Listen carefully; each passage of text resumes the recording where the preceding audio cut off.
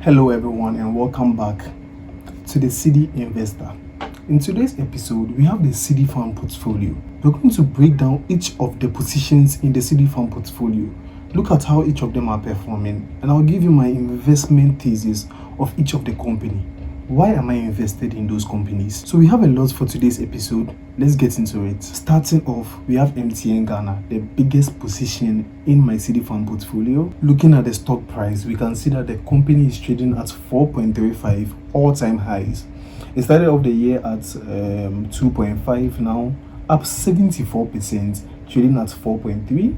If you look at the marks, this is the highest price MTN has traded at.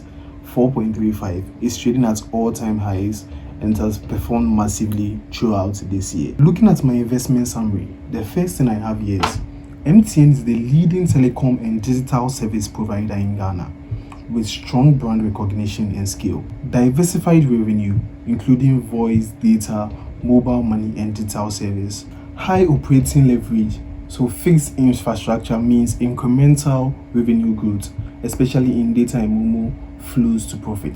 MTN is a high margin business. When it comes to the company, the rate at which they are growing their revenue, it far outpaces the rate at which their cost of sales is increasing. I view MTN as a high quality compounder with a durable moat in telecom and mobile money. The company dominates market share and continues to show robust revenue growth, particularly from data and mobile services. Its ability to scale at low incremental costs translates to expanding margins and strong free cash flow, supporting a generous dividend policy. I mean, when you even look at the statements, we can see that it's very true. Looking at the revenue, MTN's revenue went from 6 billion in 2020 to 21 billion in trailing 12 months of this year. In the same period, we can see the cost of sales going from 1.3 billion to 4 billion. Even take a look at operating margin, we can see in 2020 about 36%. In trailing 12 months of this year, 43%. So they are continuously improving the margins on the company. The same can be said for the profit margin as well. Started off at 23% in 2020 and now about 29%, almost 30%. So continuously improving that. With revenue growth not of 30% year on year and consistent dividend payouts, I believe the stock is undervalued relative to its long-term earning power, making it a core holding in my portfolio. Now, over the past few weeks, the price of MTN has risen massively. It's now trading at 4.35 Ghana cedis. So, for its current earning potential, I do believe MTN is trading at fair valuation. But when you compare it to the long-term earning power, should MTN maintain growing its revenue massively, about 30% each year, and I do believe it is relatively undervalued compared to its long-term earning power. And I do think that investors in this particular company are really going to do well over the next 2, 3 to even 5-year period. However, my only key concern here is the ongoing localization of MTN mobile money, which introduced some regulatory uncertainty and may dilute the direct upside rates. So over the next 2 to 3 years, the mobile money part of MTN is going to be separated from the telecom portion and listed on the stock market separately. There's a lot of uncertainty about that, how it's going to play out. So that's like my only risk. And if you're a long-term investor like me, it's something you have to be thinking about when you are owning this particular company. It is a risk. Apart from that, everything else about the business, the network effects, the brand loyalty, the customers, the rate at which they are growing their free cash flow, dividend payout, I think this is a company that's going to be doing well for the next 5 to 10 to 20 year period. So that's it for MTN Ghana. Let's go to the next one. Up next, we have Farmil Ghana, a key player in Ghana's dairy and frozen trade sector with strong product recognition. Now, when we look at why I actually bought Farmil, we can see that they are improving its operational efficiency, better cost control, marginal improvement, and rising revenue. Profitability is also returning. When we look at the net income, we can see right here, the company literally was making losses back in 2021, but it's now making profits.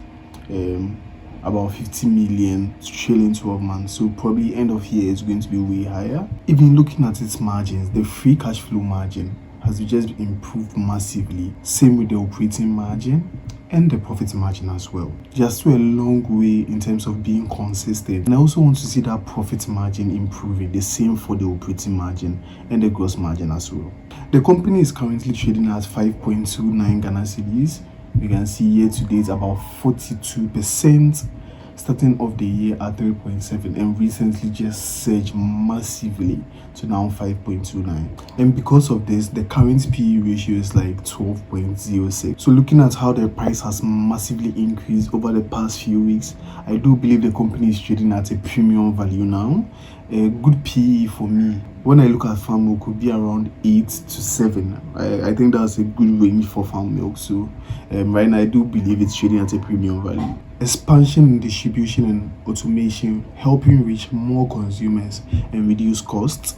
Also, they have a unique bicycle selling model, including push carts and headpan vendors. This is another thing that really stands out to me when it comes to the model of farm milk. Their unique bicycle selling, where they have these agents, you know them, you see them everywhere, almost all the streets going around. They're able to reach customers across the whole nation, and it's also a source of employment for a lot of people. Looking at my thesis, farm milk represents a turnaround story within Ghana's consumer sector. After years of underperformance, the company has now shown strong operational discipline, doubling profits and reinstating dividends growth. They even started paying dividend. I don't know if it was last year or this year. And also in terms of the profitability as well, after the change of a lot of the board members, bringing in the managing director, Lionel Pera. I hope that's how they pronounce his name. I think right now he's even the managing director of Togo of South Africa or something like that. I don't remember the whole details, but then he has done a massive job. Investments in automation, 75% automated production. So that basically means that most of the processes involved in making the products for farm milk have been automized. You don't really need human beings to be able to do that. They have machines, and I don't know if it's robots or whatever, that actually do the whole production, about 75%. This will help reduce costs because robots and machines are working 24/7. You don't have to go home after 9 p.m. or whatever. They just need to regular maintenance and all of that. So it helps boost production and also help reduce costs. It doesn't come with all the issues with having like an actual physical employees, maybe sickness, mistakes or something like that. But this 75%, I think is strong, but hopefully over the years they're able to even increase that to get it to just having people who are just going to manage the machines, about 5% or something, and the rest being automated. That will help improve costs way further. And right now we are in the world of AI, where most of the big institutions abroad are incorporating AI and all of these learning machines and robotics into their systems and analytics, just to make their business more efficient and effective, and has revamped its distribution model. A deal with Fan Afrique to source cocoa locally have improved significantly the efficiency, cost control and reach. So I view it as a sort of boo now. Like I said, the price has increased massively, and that has made the PE around 12. So right now I'm not as fully bullish now. It just means, like I said previously, if these companies are moving towards either fair valuation or premium value, they just have to continue performing so that the fundamentals can catch up to the price, especially if you think they are strong businesses that you believe in. Also, when it comes to the distribution model, they made a deal with Afrique. One thing the management of Farm Milk said was they wanted to start sourcing locally, because it will be cheaper to do that instead of actually sourcing or importing their materials, raw materials, cost of materials from outside, including the Cedi volatility, the foreign exchange fluctuations. It will be more expensive to be doing that. So, doing this, they will look out though, and I think this is just the beginning though. I'm sure they'll be doing way more of that. More importantly, farm milk sits at the heart of Ghana's rising middle class consumptions. While risks include input cost volatility, like imported milk powder, FX exposure and competition, the company's brand strength and broad distribution gives it pricing power. And even despite this pricing power, I believe farm work is relatively very affordable. I think the last time I checked it was like 4 Ghana cedis. With valuations still modest relative to its earning growth, farm work offers a compelling consumer play with both resilience and upside. I did this whole thesis just before the recent rise in the price of farm work. I did that. I think when I was doing this, farm work was trading around 4.4 something. I don't remember the exact price. So right now, I wouldn't really say it's modest. I will be looking at it being more fair to, a little bit of a premium value. However, remains slightly below my focus for high quality companies and faces heavy competition. In terms of all my investments in the Cedi Farm portfolio, I would say this company is the one that I view as having the most risks. I still believe in the company and I think it's going to grow in the future, but I do view it as having a lot of competition. But as for now, my plan is to hold on to my stock and continue reviewing it. Let's see how it's going to perform over the next few years. But for now, I'm holding on to the stock. Finally, we are going to end off with the last stock in the Cedi Farm portfolio, and it is Enterprise Group, currently trading at 3.2. You can see year to date 61%. The company started off the year at 1.98 and currently trading at 3.2, and is currently trading at a P ratio of 2.65.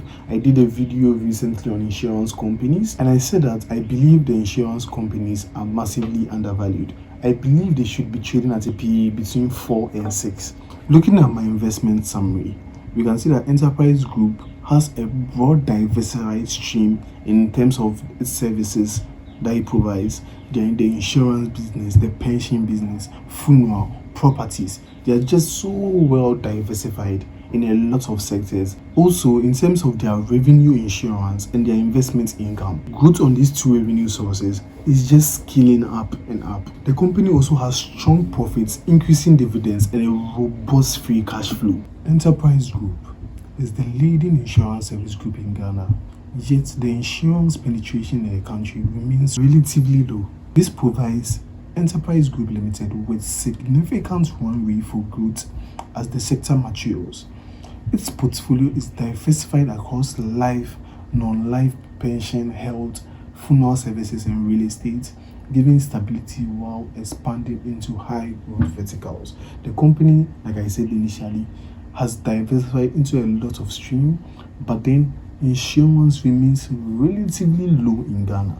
It is the leader when it comes to the insurance company. Now, over the next 5 to 10 to 20 year period, I can see insurance, the insurance culture in Ghana building up. More and more people will start using more insurance. And as a leader, I believe it's positioned itself in the right place to benefit more from this. Recent results, including a 2% profit growth, expanding insurance revenue, and dividend increases, confirm that management is executing well. With a large scale in the sector, a strong asset base, and consistent reinvestment, EGL is positioned to consolidate and capture outsized market share.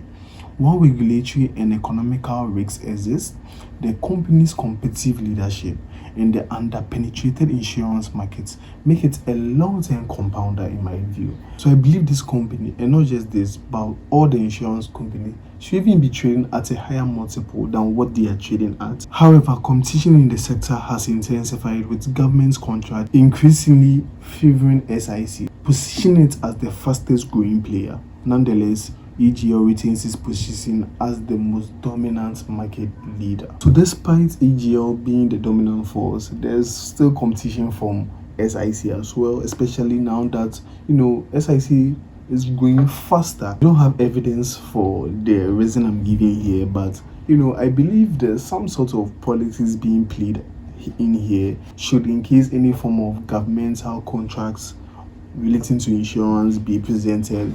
I believe it's going to favor more of SIC rather than EGL. So I'm patiently waiting to see within this insurance sector who is going to, within the next 5 to 10 years, be the dominant play. I believe insurance companies are going to be a good place for investors to benefit from over the next few years, But then within the sector, I've gone with Enterprise Group. I believe it's the leader and it's going to have the most return when it comes to this space. Looking at how strong they are growing their revenues and they have free cash flow. Charlie, the free cash flow just off my mind. It's crazy how massive of a free cash flow they have on hand. I feel like with the amount of free cash flow that they have available, these dividend payments are going to be increasing over the next few years. So that's my thought process, my investment summary and thesis on all the companies on the Cedi Fund portfolio. Comment down below what you think about all these companies, and comment down below what your theses are or your comments are on these companies. Also, if you're invested in any other company, just comment it down. I would love to know. So I have to really go through this again and review my investment thesis to make adjustments. If you enjoyed this video, make sure to like the video, subscribe. I really appreciate it. Thank you so much for watching, and till we meet again, have a wonderful and blessed rest of your day. Peace.